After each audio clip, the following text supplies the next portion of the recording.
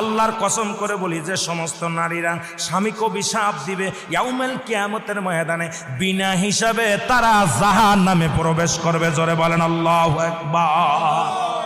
আমার মারা যারা মাইকের আওয়াজ শোনেন, শুনে নেন,